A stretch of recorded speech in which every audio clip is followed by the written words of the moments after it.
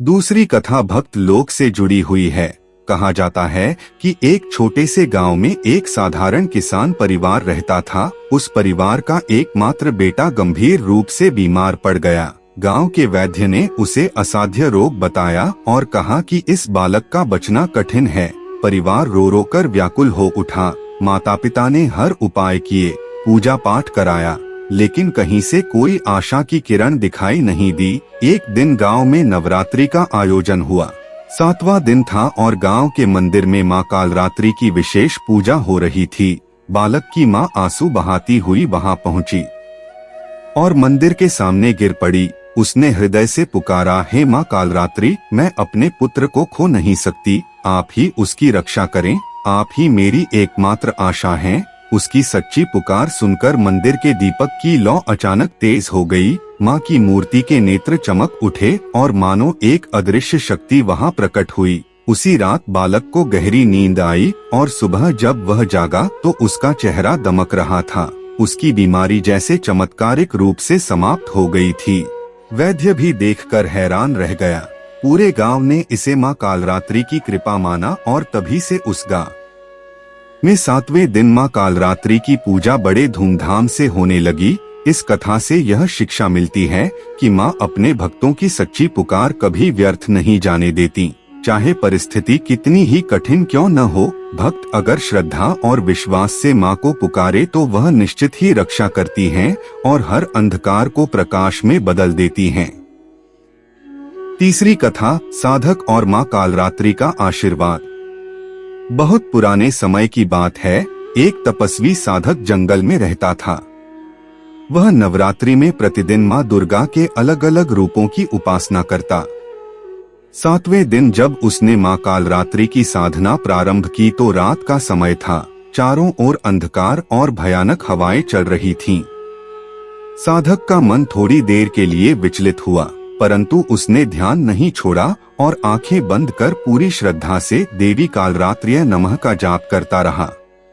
तभी उसे अनुभव हुआ कि उसकी कुटिया के चारों ओर अग्नि की दीवार सी खड़ी हो गई है और भीतर मां का तेजस्वी स्वरूप प्रकट हुआ। मां ने कहा, वत्स, तेरा ध्यान अडिग है, तेरी भक्ति सच्ची है, इसीलिए मैं प्रसन्न हूँ। अब तेरे जीवन के सभी भय और संकट समाप्त हो जाएंगे। साधक की आंखें आंसुओं से भर गईं। अगले ही दिन वह साधक गांव लौटा और लोगों की सहायता में लग गया। गांव के लोग कहते हैं कि उसके बाद किसी भी दुष्ट शक्ति ने उस गांव में कदम नहीं रखा। इस कथा से हमें यही शिक्षा मिलती है कि 7वें दिन की साधना हमें अडिग विश्वास और आंतरिक शक्ति देती है। चौथी कथा गरीब कन्या की रक्षा। एक गांव में एक निर्धन कन्या थी। उसके माता पिता का देहांत हो चुका था और वह अकेली मेहनत करके जीवन बिता रही थी। गांव के कुछ दुष्ट लोग उस पर अन्याय करने की कोशिश करते और वह रोज रोते हुए मां से प्रार्थना करती। नवरात्रि का 7वां दिन आया। कन्या ने उपवास रखा और मां कालरात्रि से कहा, मां, मैं कमजोर हूँ, मेरे पास कोई सहारा नहीं, अब आप ही मेरी रक्षा कर सकती हैं। रात को जब वे दुष्ट लोग उसके घर आए तो अचानक तेज आंधी चलने लगी, बिजली चमकने लगी और दरवाजे पर मां कालरात्रि का भयानक रूप प्रकट हुआ। उनकी आंखों से ज्वाला निकल रही थी और उनके श्वास से अग्नि की लपटें उठ रही थीं। दुष्ट लोग भयभीत होकर भाग गए और फिर कभी उस कन्या को परेशान करने का साहस नहीं किया। उस कन्या ने आजीवन मां की सेवा और भक्ति में जीवन समर्पित कर दिया। यह कथा हमें बताती है कि मां कालरात्रि अपने भक्तों को कभी अकेला नहीं छोड़ती, विशेषकर उन लोगों को जो सच्चे दिल से प्रार्थना करते हैं। 5वीं कथा व्यापारी की परीक्षा। एक व्यापारी अपने व्यापार में लगातार घाटे से परेशान था। वह रोज कर्ज और चिंता में डूबा रहता। नवरात्रि के समय उसने 7वें दिन मां कालरात्रि के मंदिर में जाकर संकल्प लिया, हे मां, मैं अब अपने जीवन में किसी को धोखा नहीं दूंगा, किसी का बुरा नहीं सोचूंगा, कृपा करके मेरे परिवार को बचा लो। व्यापारी ने सच्चे मन से मां के चरणों में फूल चढ़ाए और घर लौट आया। उसी रात उसने सपना देखा कि माँ कालरात्रि उसके सामने खड़ी हैं और कह रही हैं, जब मनुष्य सच्चाई और धर्म के मार्ग पर लौट आता है तो उसकी नाव मैं स्वयं पार लगाती हूँ। सुबह होते ही उसे व्यापार में अप्रत्याशित लाभ हुआ और कर्ज धीरे धीरे चुकता हो गया। उसने यह अनुभव किया कि माँ कालरात्रि केवल संकट हरने वाली ही नहीं बल्कि जीवन को नई दिशा देने वाली भी हैं। इस कथा से हमें यही सीख मिलती है कि जब हम सच्चे मन से परिवर्तन का संकल्प लें तो माँ की कृपा हमें असंभव को संभव बना देती है। इन कथाओं का सार यही है कि 7वें दिन माँ कालरात्रि की उपासना मनुष्य के जीवन से भय, रोग, शत्रु और असंभव प्रतीत होने वाली कठिनाइयों को दूर करती है।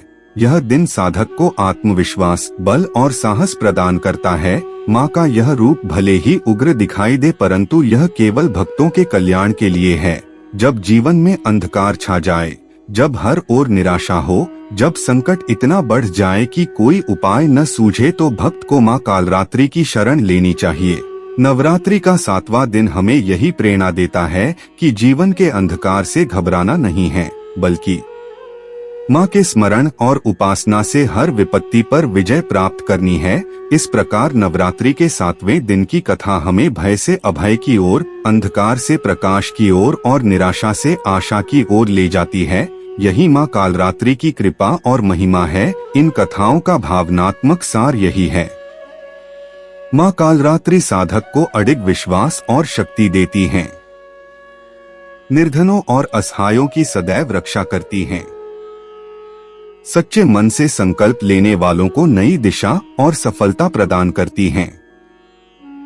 माँ दुर्गा के 9 रूपों में 7वां स्वरूप माँ कालरात्रि का है, जिन्हें शास्त्रों में अत्यंत उग्र, शक्तिशाली और असुरों के विनाश करने वाली देवी के रूप में वर्णित किया गया है। माँ का यह रूप भक्तों के लिए भय का नहीं बल्कि अभय का प्रतीक है। नवरात्रि के 7वें दिन जब साधक माँ कालरात्रि की उपासना करता है तो उसके जीवन के समस्त भय, विघ्न और अवरोध दूर हो जाते हैं। उसे अकाल मृत्यु का भय नहीं सताता। ग्रह नक्षत्रों के अशुभ प्रभाव शांत हो जाते हैं और साधक को अलौकिक आत्मबल की प्राप्ति होती है। ऐसा कहा जाता है कि माँ कालरात्रि का रूप जितना विकराल प्रतीत होता है उतना ही कोमल और दयालु वह अपने भक्तों के लिए हैं।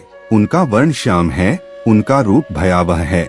उनके गले में बिजली सी दमकती माला है, 3 नेत्र हैं जो ब्रह्मांड में प्रलय अग्नि की तरह प्रकाशित हैं। उनके श्वास से अग्नि की ज्वालाएं निकलती हैं और उनका वाहन गधा है। किंतु भक्तों को डरने की आवश्यकता नहीं है क्योंकि यह रूप केवल दुष्टों का नाश करने वाला है। भक्तों के लिए तो यह जीवनदाता है। 7वें दिन की पूजा का विशेष महत्व है क्योंकि यह दिन साधना के दृष्टिकोण से बहुत शक्तिशाली माना गया है। माँ की पूजा से आध्यात्मिक साधक को सहस्रार चक्र की जागृति होती है और भौतिक जीवन में सुख, समृद्धि और दिव्य संरक्षण प्राप्त होता है। इस दिन माँ की उपासना करने से व्यक्ति का आत्मबल इतना दृढ़ हो जाता है कि वह जीवन की हर विपत्ति का डटकर सामना करता है। अब इस 7वें दिन की महिमा को समझाने के लिए 2 प्रमुख कथाएं प्रचलित हैं जो भक्तों को यह दिखाती हैं कि माँ कालरात्रि की कृपा किस प्रकार जीवन को अंधकार से प्रकाश की ओर ले जाती है। पहली कथा पौराणिक काल से जुड़ी हुई है। असुरों के अत्याचार से त्रस्त देवता और मानव बार बार भगवान शिव और विष्णु से सहायता की याचना कर रहे थे। रक्तबीज नामक असुर इतना भयंकर था कि उसके शरीर से निकली प्रत्येक बूंद भूमि पर गिरते ही एक नए असुर का जन्म कर देती थी। उसका वध असंभव प्रतीत हो रहा था। सभी देवता परेशान थे। तब माँ दुर्गा ने अपने उग्र रूप को धारण किया और माँ कालरात्रि के रूप में प्रकट हुई। उनका स्वरूप देख सभी देवता कांप उठे। आकाश में बिजली कड़कने लगी, पवन तेज गति से चलने लगी और संपूर्ण दिशाएं विकराल हो उठीं। रक्तबीज अपने अहंकार में हंसता हुआ बोला कि कोई मुझे पराजित नहीं कर सकता। लेकिन माँ कालरात्रि ने युद्ध का बिगुल बजाया। जब रक्तबीज पर प्रहार किया गया और उसके रक्त की बूंदें पृथ्वी पर गिरीं तो असुरों की संख्या बढ़ने लगी। तब माँ कालरात्रि ने अपनी जिह्वा फैलाई और रक्तबीज के शरीर से बहता हर रक्त स्वयं पी लिया। इस प्रकार उसके रक्त से कोई और असुर उत्पन्न न हो सका। रक्तबीज भयभीत हो उठा। माँ ने उसका वध किया और समस्त देवता उसकी जयकार करने लगे। उस दिन से यह मान्यता है कि माँ कालरात्रि की उपासना से रक्तबीज जैसे असंभव प्रतीत होने वाले संकटों का भी अंत हो जाता है। जीवन की हर समस्या चाहे वह कितनी भी बड़ी क्यों न हो, माँ के आशीर्वाद से उसका समाधान हो जाता है। इस पौराणिक कथा में हमें यह संदेश मिलता है कि जब भी बुराई और संकट अपनी सीमा लांघ जाते हैं, तब माँ कालरात्रि अपने विकराल रूप में प्रकट होकर अपने भक्तों की रक्षा करती हैं और संसार से अंधकार का नाश करती हैं।